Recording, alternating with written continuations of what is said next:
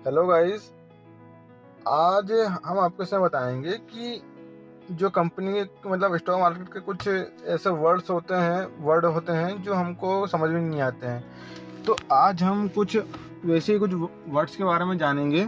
जैसे अब जैसे आपको बताता हूँ, जैसे मार्केट कैपिटल हो गया, ROC हो गया, ROCE हो गया, ऐसे कुछ वर्ड्स हैं जिनका मतलब क्या होता है वो हम आपको आज बताएंगे। तो देन ये यहाँ पर मैं स्क्रीनर में आ गया हूँ एंड यहाँ पर जैसे एग्जांपल के लिए इन्फोसिस में सर्च करता हूँ।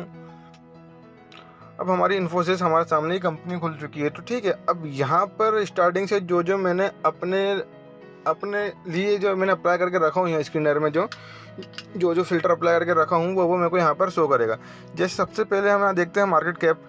मार्केट कैप मतलब मार्केट कैपिटल होता है। मार्केट कैपिटल मतलब अगर आप ये कंपनी पूरी खरीदने जाएंगे तो आपको कितने रुपए उस कंपनी को देने पड़ेंगे उस कंपनी को लेने के लिए।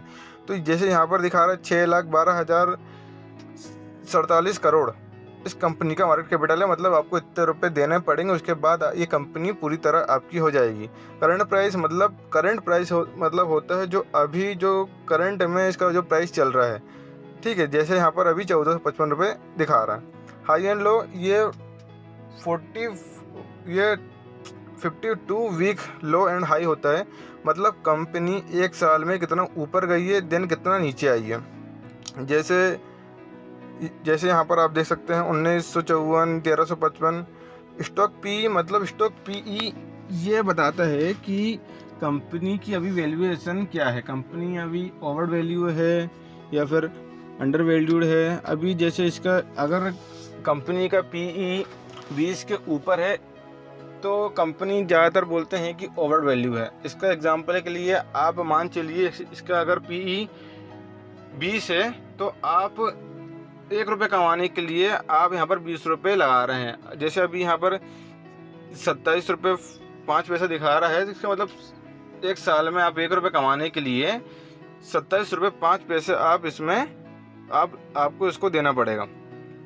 नीचे आते हैं बुक वैल्यू इसकी 175 दिखा रही है। मतलब अभी जो कंपनी में जो भी इन्वेंट्रीज है, जो भी इसके पास सामान है, वो सबकी वैल्यू जो है उसे हम बुक वैल्यू कहते हैं। कि अगर जैसे कुछ ऐसा होता है और कंपनी को पूरा बेचना पड़ता है तो हमें कितना रुपए हमको मिलेगा, तो ये बुक वैल्यू होता है। डिविडेंड आपको पता होगा, नहीं पता होगा तो बता देता हूँ। डिविडेंड मतलब जो कंपनी हर साल अपने शेयर होल्डर को जितना डिविडेंड पे करती है, हर साल कंपनी उसके शेयर पे कुछ परसेंट डिविडेंड पे करती है, उसके प्रॉफिट से कुछ परसेंट डिविडेंड शेयर होल्डर को देती है हर साल उनके डायरेक्ट बैंक अकाउंट में।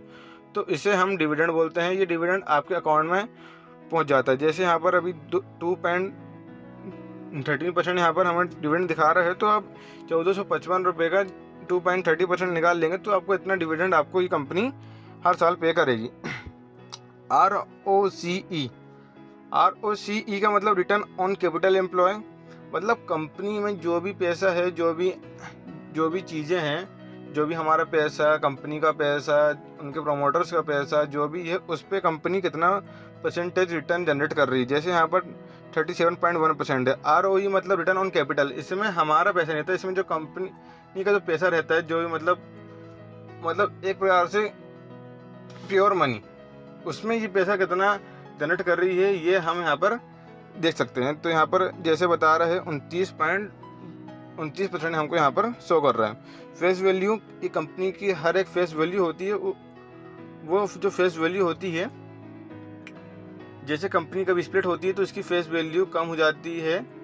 ये फेस वैल्यू में मतलब एक प्रकार की बोला जाए तो इकाई बोला जाए तो।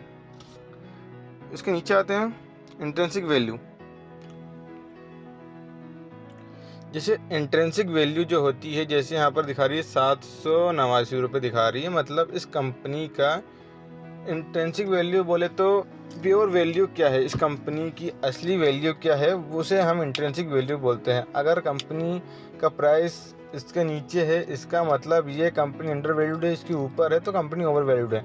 अंडर वैल्यूड होने पर, इसके नीचे होने पर कभी ना कभी कंपनी अपने इंट्रिंसिक वैल्यू को टच करेगी। अगर कंपनी उसके नीचे मिल रही है तो आप ले सकते हैं कभी, क्योंकि कभी ना कभी वो कंपनी, अगर कंपनी के फंडामेंटल अच्छे हैं, कंपनी अच्छी चल रही है, तो वो कभी ना कभी उस वैल्यू को टच करेगी ही करेगी।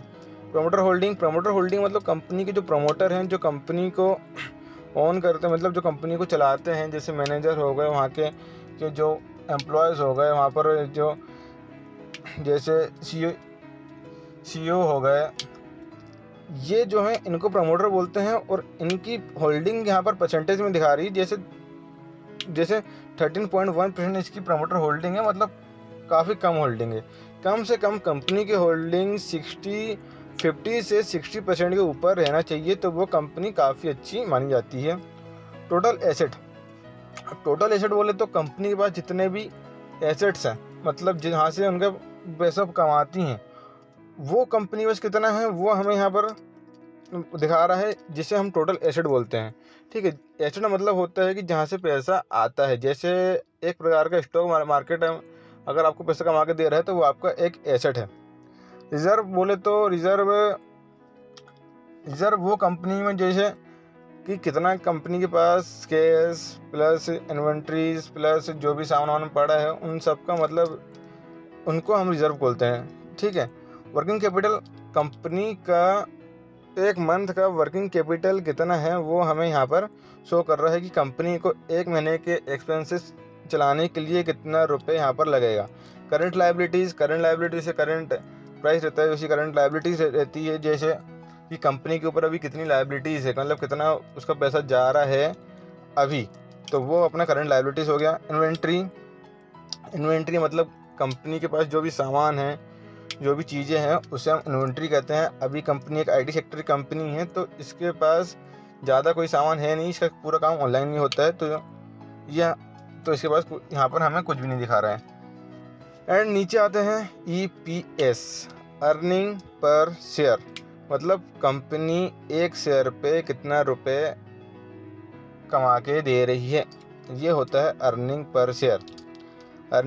लास्ट ईयर, ये हमें पिछले साल का यहाँ पर दिखा रहा है अर्निंग पर शेयर, कि पिछले साल कंपनी ने अपने इन्वेस्टरों को कितना पैसा कमा के दी थी एक शेयर पे। डेब्ट मतलब कर्ज, कि कंपनी के ऊपर अभी कितना कर्जा है। PEG रेशियो मतलब price to earning growth ratio, ये जितना कम होता है उतना अच्छा होता है, ज़्यादा होता है कंपनी ओवर वैल्यू होती है, मतलब एक प्रकार से PE वाला ही इसमें सिस्टम रहता है। अर्निंग यील्ड, कि कंपनी हर साल कितना अर्निंग जनरेट कर रही है, ये हमें यहाँ पर बता रहे हैं। इंटरेस्ट कवरेज रेशियो, मतलब कंपनी के पास जो भी डेब्ट है, जो भी कर्ज है, उसके ऊपर जो इंटरेस्ट पे कर रही है, उसके ऊपर से कंपनी कितना गुना पैसा जनरेट कर रही है, वो हमें यहाँ पर बता रहे हैं। जैसे यहाँ पर 148 गुना पैसा उसके इंटरेस्ट जो भर रही है उससे कवर कर रही है। ये जितना ज़्यादा होगा उतना अच्छा है, और जितना कम होगा उतना बेकार। डेब्ट टू इक्विटी मतलब एक इक्विटी पर कितना डेब्ट आ रहा है, तो डेब्ट टू इक्विटी 1 से कम होना चाहिए। यहाँ पर 0.8 है, ये भी काफ़ी अच्छी चीज़ है।